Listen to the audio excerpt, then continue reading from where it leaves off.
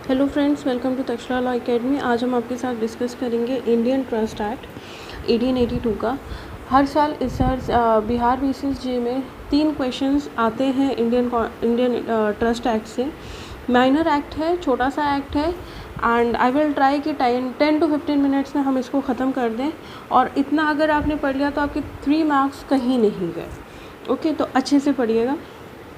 Total sections हैं इस act में 96, टोटल चैप्टर्स हैं 9, कमेंसमेंट डेट है 1 मार्च 1882।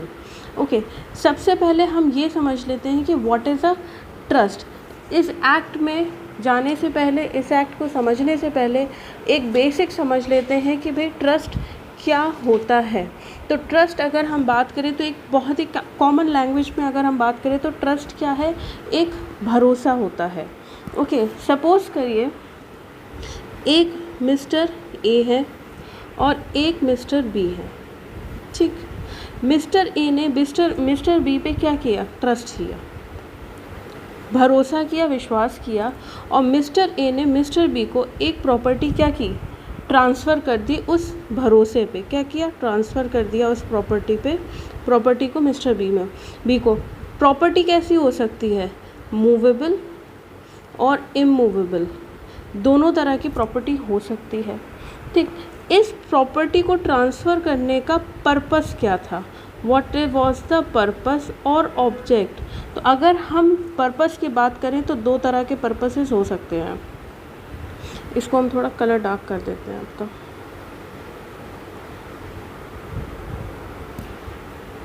दो तरह के पर्पसेस हो सकते हैं। सपोज़ करिए कि मिस्टर ए ने ये बोला कि भाई आप ये प्रॉपर्टी ले लो, हम आपको ट्रस्ट में दे रहे हैं, आप इसका ध्यान रखो, और इसके बाद जो बेनिफिट्स हो रहे हैं, जो भी बेनिफिट्स आ रहे हैं इस प्रॉपर्टी से, उसको जो मेरे रिलेटिव्स हैं या जो मेरी फैमिली है उसको दे दो। किसको दे दें भाई, persons related to mister A. उन्होंने बोला कि मेरी आप फैमिली को दे देना। दूसरी कंडीशन ये हो सकती है पर्पस की, भाई जो भी बेनिफिट्स आए आप पब्लिक एट लार्ज को दे दीजिए, उसमें डिस्ट्रीब्यूट कर दीजिए। तो ये क्या हो जाएगा, जैसे आपके ऑर्फनेज को दे दीजिए, चैरिटेबल ट्रस्ट में दे दीजिए। इन्होंने ये बात की। तो अगर वो अपनी फैमिली के लिए बात करते हैं तो वो कौन सा ट्रस्ट हो जाएगा, प्राइवेट। ओके, और अगर वो पब्लिक एट लार्ज के बेनिफिट की बात करते हैं तो वो कौन सा हो जाएगा, पब्लिक ट्रस्ट। ठीक, ये क्लियर हो गया। अब इसके बाद मिस्टर ए ने वो क्या कर रहे हैं, ट्रस्ट कर रहे हैं, ट्रस्ट बना रहे हैं मिस्टर बी पे। तो इनको हम क्या क्या नाम से बुला सकते हैं, मिस्टर ए को, इनको हम कह सकते हैं क्रिएटर, सेकंड ऑथर, सेटलर, ठीक, और डोनर। ओके, मिस्टर बी को हम बोलेंगे ट्रस्टी, क्योंकि इनके ऊपर भरोसा किया जा रहा है। तो this whole is known as trust. और यही आपका बेसिक है कि ट्रस्ट होता क्या है। मिस्टर ए ने मिस्टर बी पे भरोसा किया, उन्होंने क्या किया, अपनी कोई भी प्रॉपर्टी, मूवेबल या इमूवेबल प्रॉपर्टी मिस्टर बी को दी। क्यों दी, व्हाट वाज द ऑब्जेक्ट। तो क्यों दी भाई, जो भी बेनिफिट्स आपके आ रहे हैं इस प्रॉपर्टी से, आप वो तो या हमारी फैमिली को दे दीजिए या आप पब्लिक एट लार्ज दे दीजिए। अगर आप फैमिली को दे रहे हैं तो वो क्या हो जाएगा, प्राइवेट ट्रस्ट हो जाएगा। अगर बात करते हैं पब्लिक एट लार्ज के बारे में तो वो हो जाएगा हमारा public trust. Okay, mister A को क्या क्या बुलाते हैं, क्रिएटर, ऑथर, सेटलर, डोनर, और मिस्टर बी को बुलाया जाता है ट्रस्टी। अब हम शुरू करते हैं अपना इंडियन ट्रस्ट एक्ट। तो ट्रस्ट क्या होता है, is an obligation annex to the ownership of the property. Obligation दे रहे हैं जैसे मिस्टर बी को दी गई थी, arising out of the confidence reposed in and accepted by the owner और डिक्लेयर्ड एंड एक्सेप्टेड, जो मिस्टर ए ने मिस्टर बी पे किया।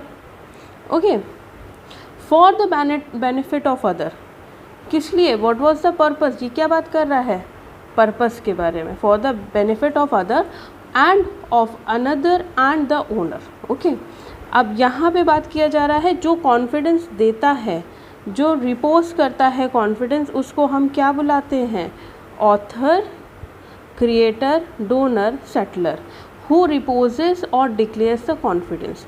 ट्रस्टी कौन होता है? The person who accepts a confidence.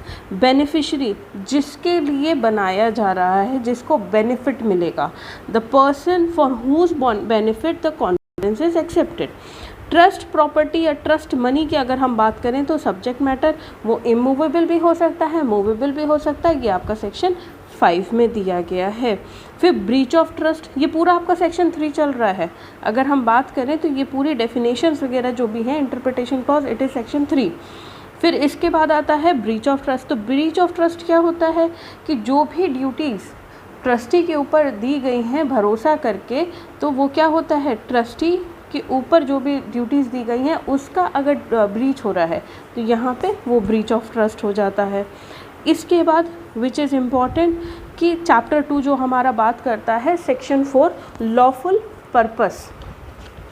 भाई लॉफुल पर्पस की अगर हम बात करें या हम ऑब्जेक्ट की बात करें तो जो भी हमारा ट्रस्ट बना है वो कैसा होना चाहिए? सिंपल सी बात है भाई, created for any lawful purpose. Unlawful होगा तो वो वैसे भी नहीं हो सकता है। अब कॉमन पर्सन को तो नहीं पता, वो तो ट्रस्ट बना रहा है, उसको तो नहीं पता कि वो लॉफुल है या अनलॉफुल है। तो यहाँ पे हमने वर्ड यूज़ किया deemed to be lawful unless.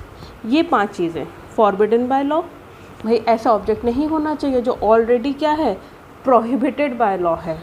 Second, defeats the provision of law, यानी कि रिस्ट्रिक्शंस लगा रहा है।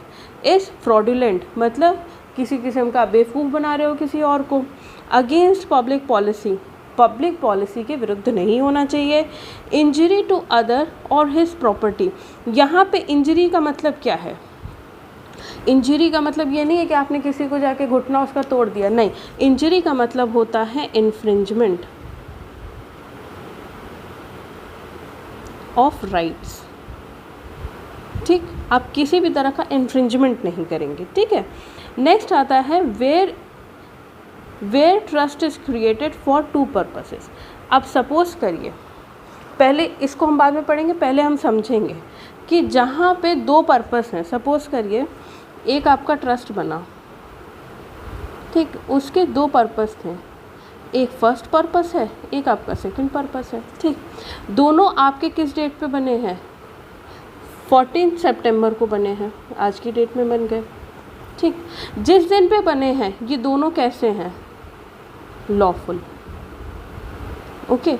बट इन अक्टूबर में क्या हुआ, एक गैजेट आया या एक लॉ आया फ्रॉम द गवर्नमेंट कि उससे क्या हुआ, हमारा जो सेकंड वाला जो पर्पस था वो क्या हो गया? अनलॉफुल, ठीक। सेकंड पर्पस हमारा क्या हो गया? अनलॉफुल। अब हम क्या करेंगे? तो क्वेश्चन ये आता है विल द ट्रस्ट कंटिन्यू और डिसॉल्व। तो इसमें हमारी 2 कंडीशन होती हैं। 2 कंडीशन क्या रहेंगी? भाई ये तो अनलॉफुल हो गया लेकिन ये तो लॉफुल है। तो सबसे पहले ये देखा जाएगा जो हमारा फर्स्ट ऑब्जेक्ट है क्या हम उसे सेकंड से सेपरेट कर सकते हैं? क्या अगर फर्स्ट ऑब्जेक्ट को हम सेकंड ऑब्जेक्ट से अलग कर रहे हैं तो फर्स्ट ऑब्जेक्ट इंडिपेंडेंटली स्टैंड कर सकता है? अगर कर सकता है तो फर्स्ट ऑब्जेक्ट हमारा क्या रहेगा? वैलिड रहेगा। ट्रस्ट जो फर्स्ट ऑब्जेक्ट के लिए है वो चलता रहेगा, लेकिन सेकंड ऑब्जेक्ट ख़त्म हो जाएगा। लेकिन अगर जो सेकंड ऑब्जेक्ट है वो ऐसे बाइंड है फर्स्ट ऑब्जेक्ट से कि अगर हम सेकंड को ख़त्म करते हैं, वो तो वैसे भी अनलॉफुल हो गया है, तो सेकंड जब ख़त्म हो जाता है तो हमारा फर्स्ट का अपने आप पर्पस ख़त्म हो जा रहा है। तो यहाँ पे पूरा ट्रस्ट क्या हो जाएगा? डिसॉल्व हो जाएगा, ख़त्म हो जाएगा। और ये निकल के आता है हमारा कौन सा doctrine? Doctrine of severability, doctrine of severability, okay. ये हमारा बात करता है डॉक्ट्राइन ऑफ सर्वेबिलिटी। अब हम पढ़ते हैं ये वाला line, where the trust is created for 2 purposes, first and second, जैसे हमने डिस्कस किया था। And 2 purposes can not be separated, मतलब जो अनलॉफुल हुआ है उसका इफेक्ट ऐसा है, first is lawful, second is unlawful, लेकिन सेकेंड का इफेक्ट फर्स्ट के ऊपर ऐसा है कि हम उसको अलग नहीं कर सकते हैं, तो whole trust is void. It is very important, ये आपको आना चाहिए और ये पॉइंट आपके एग्जाम पॉइंट ऑफ व्यू से भी इम्पॉर्टेंट है। अब creation of the trust, section 6 की बात करते हैं, तो ये हमेशा रेड विथ होता है सेक्शन 5 के जो बात करता है कि trust of immovable property and trust of movable property. Okay, तो हमारा क्या होता है, creation of trust. A trust is created when the author of the trust indicates with reasonable certainty by words और एक्ट्स। क्या बोल रहा है कि एक ट्रस्ट तब बनता है जब ऑथर ऑफ द ट्रस्ट है, जो बना रहा है ट्रस्ट, वो रीजनेबल सर्टेनिटी देता है या तो वर्ड से या एक्ट से। क्या कि भाई an intention on his part to create a trust, उसका इंटेंशन है कि हमें ट्रस्ट बनाना है। Then purpose of the trust होना चाहिए, बेनिफिशियरी होने चाहिए और ट्रस्ट प्रॉपर्टी होनी चाहिए। ये 4 हमारे इसेंशियल पॉइंट्स हैं for the creation of the trust, और ये दिया है हमारे सेक्शन 6 में। Who may create a trust, by the person who is competent to contract, section 11 of Indian contract act. Section 8 बात करते हैं, ये सेक्शन 7 था, सेक्शन 8 आपकी बात करता है सब्जेक्ट ऑफ ट्रस्ट। सेक्शन 9 आपका बात करता है हु में बी बेनिफिशियरी। सेक्शन 10 आपकी बात करता है हु में बी ट्रस्टी। इनके आपको सेक्शंस पता होने चाहिए। ओके, नेक्स्ट आता है हमारा चैप्टर 3, जो बात करता है on the duties and liabilities of trustee. ये बहुत इंपॉर्टेंट है, इसमें पर्टिकुलर सेक्शंस आपके बहुत इंपॉर्टेंट हैं जो मैंने डिस्कस किए हैं, प्रीवियस ईयर में भी आ चुके हैं। अभी लास्ट में हम आपको पूरा बता देंगे कि प्रीवियस सेक्शन में कौन कौन से सेक्शंस एंड कौन कौन से टॉपिक्स आए हैं। ओके, तो स्टे ट्यून्ड, लास्ट तक देखिएगा पूरा। देन सेक्शन 20, तो सेक्शन 20 की अगर हम बात करते हैं तो ये है investment of trust money. Investment of trust money की बात कर रहा है कि भाई ट्रस्टी जो है, क्योंकि ट्रस्टी को हमने क्या किया है, पूरा भरोसा किया है, उसके ऊपर हमने क्या किया, अपनी पूरी प्रॉपर्टी उसको दे दी है। Is bound to invest the money, वो बाउंड है, लेकिन बाउंड किससे है, जो भी इंस्ट्रूमेंट ऑफ ट्रस्ट में चीज़ें लिखी हैं, जिस टाइम पे आप ट्रस्ट किसी पे कर रहे हो, ट्रस्ट बना रहे हो, उस टाइम पे आप एक इंस्ट्रूमेंट बनाएंगे, आप एक डीड बनाएंगे, ट्रस्ट डीड बनाएंगे, तो उस डीड में जो भी आपकी कंडीशंस लिखी होंगी, जो भी आपके डायरेक्शंस लिखे होंगे, उससे क्या होगा, ट्रस्टी बाउंड रहेगा कि उसको वहीं पे ही पैसा इन्वेस्ट करना है।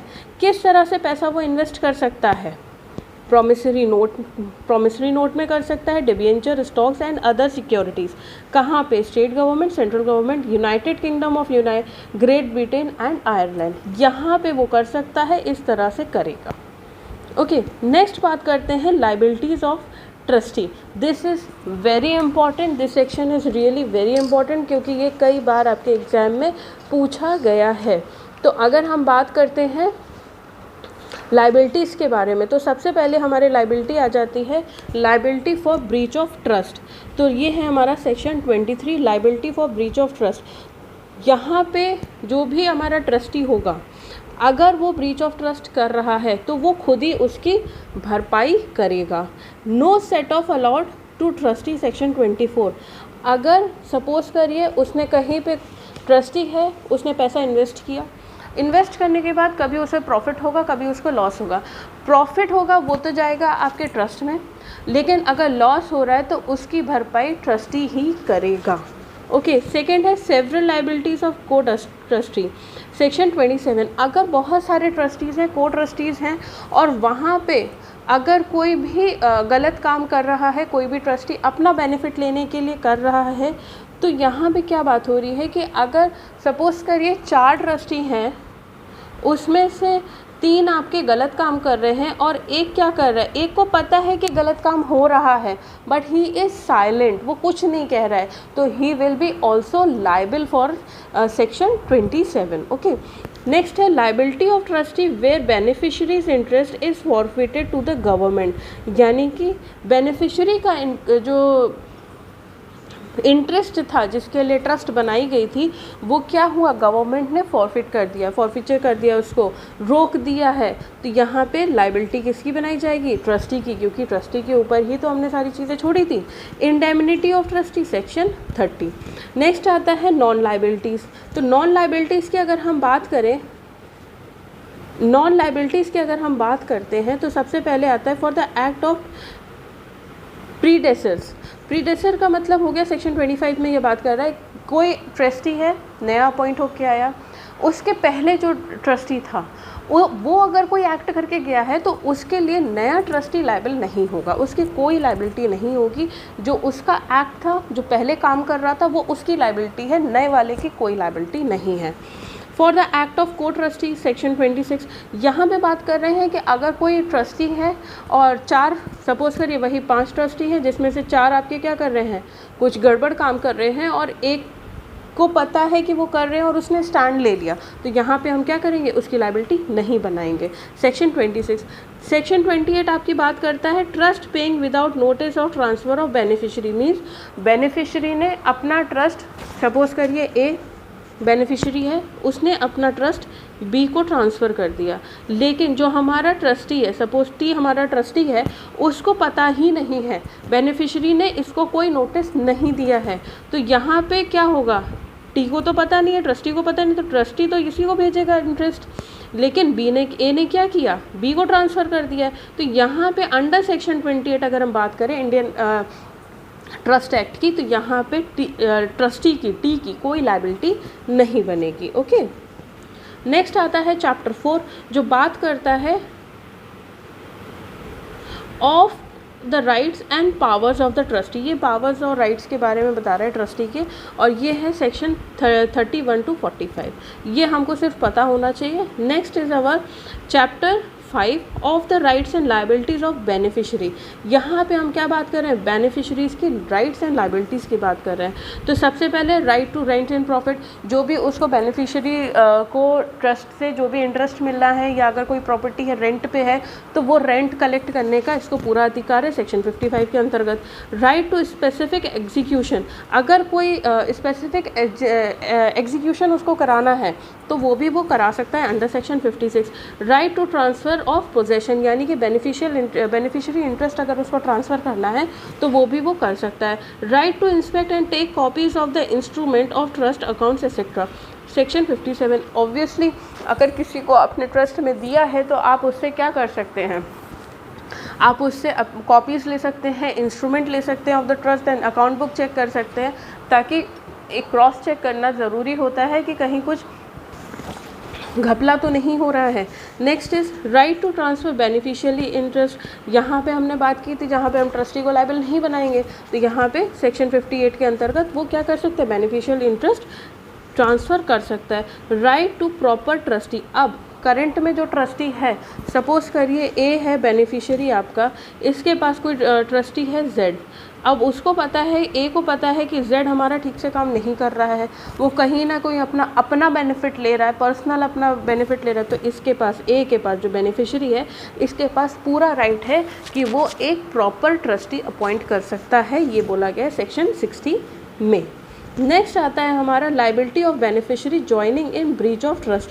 दिस इज़ वेरी इंपॉर्टेंट भाई, अगर बेनिफिशियरी है उसको भी पता है कि जो हमारा ट्रस्टी है वो कुछ गड़बड़ कर रहा है, अपना पर्सनल इंटरेस्ट ले रहा है, लेकिन वो खुद भी उसमें शामिल है, तो ये अंडर 68 में उसकी हम क्या करेंगे, लाइबिलिटी बना देंगे joining in breach of trust में।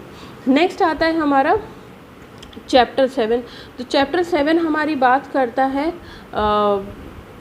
ऑफिस हाउ वेकेटेड, ये हमारी बात कर रहा है चैप्टर 7 अबाउट द ट्रस्टी के बारे में ही बात कर रहा है कि ट्रस्टी अगर नहीं है ऑफिस में, या ट्रस्टी डिस्चार्ज कर दिया है, of vacation of vacating the office of trustee. भाई विकेट कैसे रह सकता है, आपका जो ट्रस्टी का जो ऑफिस है अगर वो खाली है तो वो किस तरह से खाली हो सकता है।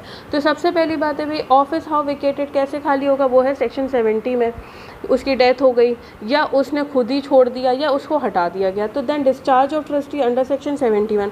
डिस्चार्ज ऑफ ट्रस्टी, भाई जो उसका ट्रस्ट था वो चला गया, ट्रस्ट जो बना था वो उसका पर्पस ख़त्म हो गया, दैट इज़ कम्प्लीटेड।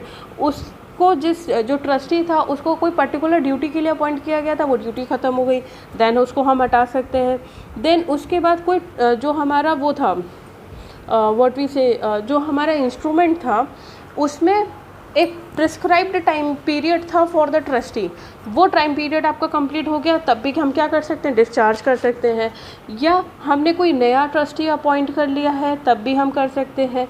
सेकेंडली जो हमारा 5th पॉइंट बात करता है वो कहते हैं वो खुद ने ही उसने बोल दिया एंड बेनिफिशियरी भी उसके साथ राज़ी हो गया कि नहीं हटा देते हैं एंड नया लेके आते हैं। ओके, सेकेंड और फिर आता है petition to be discharge from trust. अब यहाँ पे है अगर डिस्चार्ज ऑफ ट्रस्टी हो रहा है उसकी will say, then it is okay. लेकिन अगर नहीं हो रहा है तो यहाँ पे जो ट्रस्टी है under section 72 of Indian trust act, वो principal civil court of original jurisdiction में वो जाके अपील कर सकता है कि मेरे को अनऑफिशियली या विदाउट एनी पावर मेरे को हटाया गया है। Okay, next, appointment of new trustee on death. तो नया ट्रस्टी जब हम अपॉइंट करते हैं वो किस में करते हैं? अंडर सेक्शन 73, जब पुराने ट्रस्टी की डेथ हो गई है। Appointment by court, appointment of trustee कौन करता है भाई? कब कोर्ट कब करेगी? जब अंडर सेक्शन 73 क्या है, न्यू ट्रस्टी अपॉइंट करना है और इम्प्रैक्टिकेबल हो रहा है, अपॉइंट नहीं हो पा रहा है, तब वहाँ पे हेल्प करेगी कोर्ट, सेक्शन 74 में। नेक्स्ट आता है हमारा chapter 8 which is very important, जो बात करता है एक्सटेंशन ऑफ ट्रस्ट। तो सेक्शन ये 2018 में आया था। सेक्शन 77 की अगर हम बात करें तो ट्रस्ट हाउ एक्सटिंग्विश्ड, कब ख़त्म हो जाएगा। ठीक, तो सबसे पहले जो पर्पस था, जो ऑब्जेक्ट था वो फुलफ़िल हो गया, या जो पर्पस था या ऑब्जेक्ट था वो अनलॉफुल हो गया। देन अगर जो ऑब्जेक्ट है वो इम्पॉसिबल हो गया उसको फुलफ़िल करने के लिए, तब भी ख़त्म हो जाएगा। या when the trust being revocable is expressly revoked, यानी कि उसको एक्सप्रेसली ख़त्म किया गया है। Okay, next section 78। सेक्शन 78 आपकी बात करता है रिवोकेशन ऑफ ट्रस्ट, कब उसको ख़त्म किया जाएगा। Okay, when all the beneficiaries are competent to contract, यानी कि जब ट्रस्ट बनाया गया था, सपोज़ करिए फैमिली थी, जो फादर थे उन्होंने ट्रस्ट बना दिया, उस टाइम पे उनके बच्चे बहुत छोटे थे, माइनर थे, लेकिन जैसे ही बच्चे मेजर हुए हैं, दे वर कॉम्पिटेंट टू कॉन्ट्रैक्ट, तब ख़त्म हो जाएगा, एंड हो जाएगा। When the trust being declared by non-testamentary instrument or by words or mouth in exercise of the power of revocation expressly, means किसी को अगर हमने पावर दी है कि आप ये ट्रस्ट ख़त्म कर सकते हैं, तो उन्होंने क्या किया, नॉन टेस्टामेंट्री इंस्ट्रूमेंट में या बोल के उन्होंने क्या किया, ट्रस्ट को एंड कर दिया, ख़त्म कर दिया, रिवोक कर दिया। नेक्स्ट है where the trust is for payment of debts, ये वाला आप पॉइंट बहुत अच्छे से समझिएगा। Okay, where the trust is for the payment of डेब्ट ऑफ द ऑथर। भाई ट्रस्ट क्यों बनाया गया है? कि जो ऑथर है, सपोज़ करिए ए ने जो ट्रस्ट बनाया है वो किस लिए बनाया है? कि वो सी का कर्जा जो डेब्ट है वो चुका सके। ठीक है, इसलिए ट्रस्ट बनाया, दिस वॉज द पर्पस, ठीक, of the trust, and has not been communicated to the creditor. लेकिन ए ने बना दिया लेकिन उसने सी को बताया नहीं है, तब तो ए क्या कर सकता है, at the pleasure of the author of the trust, ए क्या कर सकता है, उस ट्रस्ट को ख़त्म कर सकता है। लेकिन अगर ए ने सी को इन्फॉर्म कर दिया है कि भाई हम ऐसी ऐसी ट्रस्ट बना रहे हैं, आपका कर्जा जो भी है, जो भी डेब्ट है, वो आपको देने के लिए, अगर उसने इन्फॉर्म कर दिया है क्रेडिटर को, तब ये ट्रस्ट रिवोक नहीं कर सकता है। नहीं बताया है तब वो कर सकता है, जब बता दिया है तो वो नहीं कर सकता है। ये था आपका Indian trust act. Thank you so much for watching this. Just a moment, आपको सेक्शंस बताने हैं मुझको, तो जो सेक्शंस हैं विच आर वेरी इंपॉर्टेंट 2018 में आप मार्क कर सकते हैं in your bare act only. 2018 में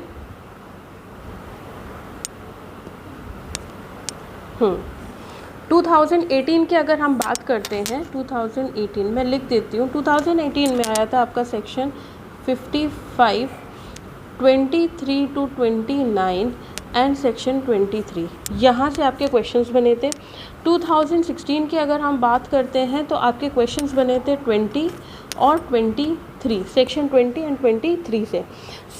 फिर 2013 की अगर हम बात करते तो 2013 में आपका बना था रिवोकेशन ऑफ टेस्टेटर।